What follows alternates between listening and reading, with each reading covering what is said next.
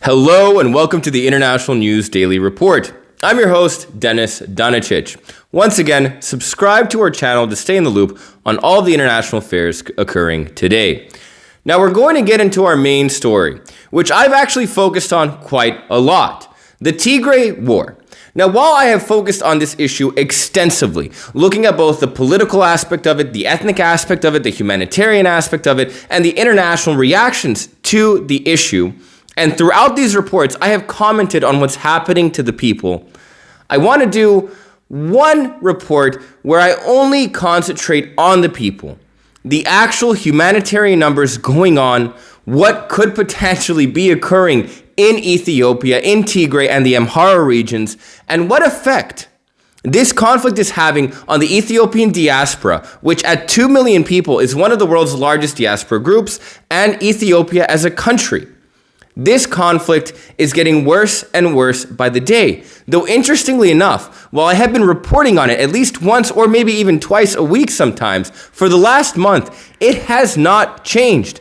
Since day one, since I have been reporting on this, Tigray, the Tigrayan region, has been under a military blockade where food, medicine, basic goods have not been able to get to their people. And people have been dying of starvation, illnesses that are easily curable, and even dehydration, as water cannot get in. Telecommunications are still cut off, and airstrikes by the Ethiopian government and its Eritrean allies are still being carried out in the region. That has not changed. In addition to that, Tigrayan forces are still marching through Amhara towards the Ethiopian capital of Addis Ababa. Now, the conflict is getting worse, but it's virtually the same.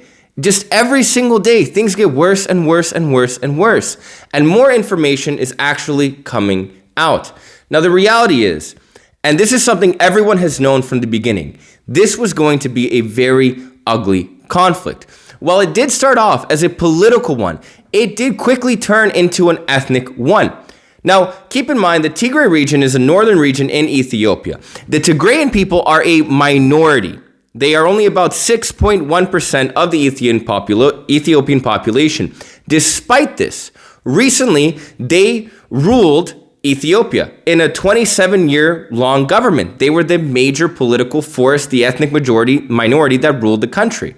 And they are neighbored with the Amhara region. And political differences caused a war to occur. And this war has primarily affected the Tigrayan region and the Amhara region. I'm not going to go into the details because I want to focus on what's happening to the people. Now, in another report, I focused on a United Nations report on human rights that stated that human rights violations have been occurring on both sides, meaning the Ethiopian government and its Eritrean allies and the Tigrayan forces, primarily the TPLF and its associated allies and different militia groups. Human rights violations have occurred on both sides, but the United Nations and other NGO groups are not the only ones that have been gathering information about what's going on.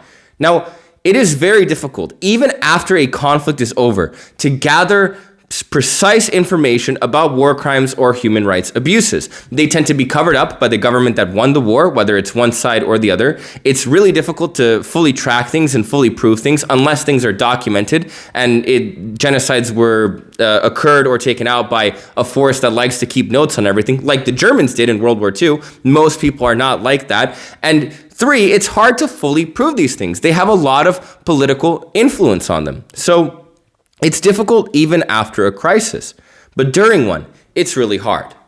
Now, that being said, many Ethiopian diaspora groups, which used to be unified before this war and have now divided into different ethnic groups, primarily Tigrayans and Amharans, do not speak with each other at all. People that used to visit Ethiopian restaurants no longer go there if they are owned by Amharans or if they're owned by people from a Tigrayan group based on their ethnicity. And that is something that is really, really sad.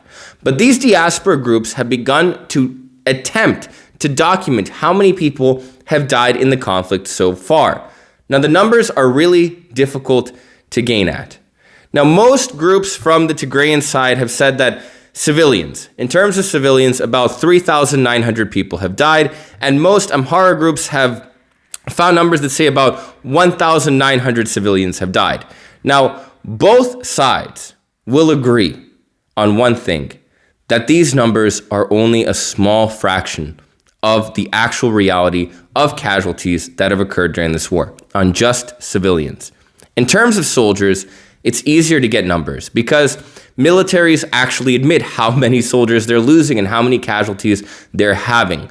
Both the Tigrayan, the TPLF, the Tigrayan forces, and the Ethiopian forces have stated that they've lost tens of thousands of soldiers on each side. But what's difficult to gather numbers on is civilians, especially in Tigray, where the region is frequently cut off telecommunications-wise, and there are blackouts, and it's hard to get information. There really are no people on the ground gathering information. A lot of this information of dead people and individuals has been garnered through social media, handwritten notes, and blurry pictures. So much of this evidence is not anything that could even be considered close to forensic or court-based evidence. And this conflict is going to have to be looked at by an international organization, primarily the United Nations, after it's over, to figure out the true scale and breadth of it. But even after this conflict is over, we're never going to find out the exact number of civilians that have been lost. In terms of modern history and modern day genocides that have occurred, the best kept record has actually been the Kosovo Book of Memories. Now, the Kosovo Book of Memories was an international initiative taken to find the names, stories, and information about every single person that died in the Kosovo War. Now, the Kosovo War is actually not that complicated in terms of logistics. Historically, ethnically, politically, very complicated topic. It's not simple. It's still an issue today. It could bust out in another war any day. Serbia still doesn't recognize Kosovo as an independent country. Some people still don't believe it. I personally don't think Kosovo is an independent country. But that doesn't matter. I just want to point out how hard it is to figure out casualties even after the war is over. Now, it's been more than 20 years since this war ended. And this war occurred in a very small region. Kosovo is not large, and it only occurred over a period of 2 years. But it's still not, the Kosovo Remembrance Book and this project has still not been completed. Names are still being added to this book, and they're still being debated. Who died, when they died, who killed them, why they killed them. That is how complicated ethnic cleansing, genocide, and ethnic conflicts can be to record and report on. But it is extremely important that we do so, and we do so accurately, because no matter whose side you're on, the epitome of human evil is an ethnic conflict. Because in ethnic conflicts, things like cleansing and things like genocide occur. Now, some of the actions that have been described on both sides by Amharan individuals having crimes occurred on them from Tigrayan forces, and by people in Tigray having crimes initiated on them from Eritrean and Ethiopian forces, have described very similar things. House-to-house murders, where they go into a village and they knock on every door and they look very specifically for the men and the boys. In terms of the casualties, civilian casualties on the Tigrayan side, it's estimated that 90% are men or boys. And the reason for this, and this is what I'm going to say could trigger a lot of people, and I'm going to talk about rape, so if that's something you find to be uncomfortable, maybe pause it, skip over the next 2 minutes, and we'll be over it. But definitely tune out if rape is something that you find to be uncomfortable. But in terms of genocide or ethnic cleansing, a common tactic that was especially used in the Bosnian War is to kill the men and boys. And what is done with the women is raping them with the intention of getting the women pregnant with the other ethnicity's children, thus by eliminating the bloodline of that ethnic group. Clearly, ethnic cleansing is going on, at least if witness reports are to be believed. In addition to these house-to-house murders, the Tigrayan side has been under a very well-known international blockade, which, as I've mentioned, and I've repeatedly mentioned, I will repeatedly keep mentioning, food is not allowed to get in. Basic medicine is not allowed to get in. Human rights workers are not allowed to get in. And the Ethiopian government has been accused of carrying out indiscriminate bomb strikes, which have killed civilians, including children. And in the Amhara region, civilians are also, it seems, based on accusations, free game. This war is completely out of control.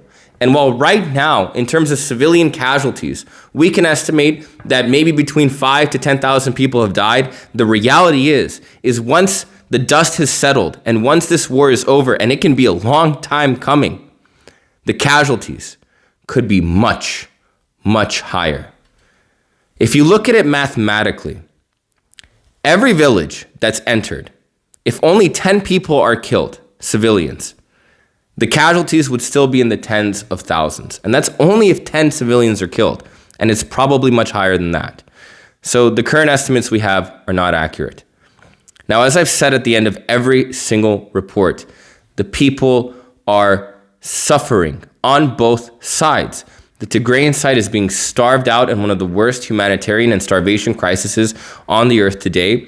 And the Amhara side is facing a military purge and march towards the Ethiopian capital of Addis Ababa, being carried out by Tigrayan forces. No matter what side you're on, this conflict is costing innocent human lives and is causing a major amount of suffering.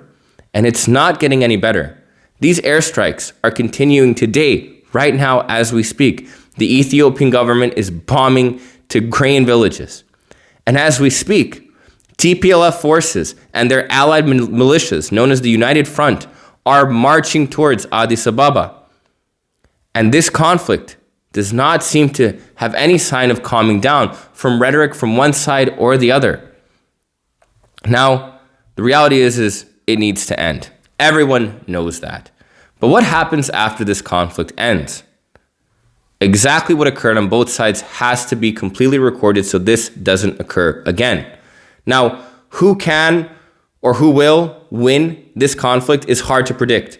The tides have changed. At the beginning of this war, the Ethiopian government very quickly removed the TPLF forces from their capital in their region, Mekelle. But after a period of 6 months, Tigrayan forces were able to regroup, remove Ethiopian forces from their capital, regain their entire region, and are now invading parts of Amhara and marching towards the Ethiopian capital of Addis Ababa. The tides are constantly shifting.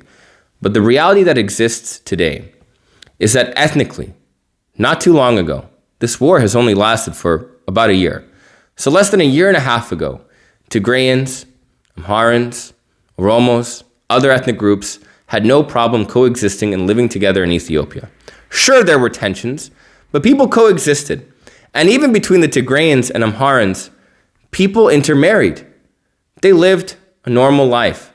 In the Ethiopian diaspora, no one cared if they were Tigrayan or Amhara or Oromo. They were the Ethiopian diaspora. Everyone went to the Ethiopian restaurant. Everyone got along with different Ethiopians.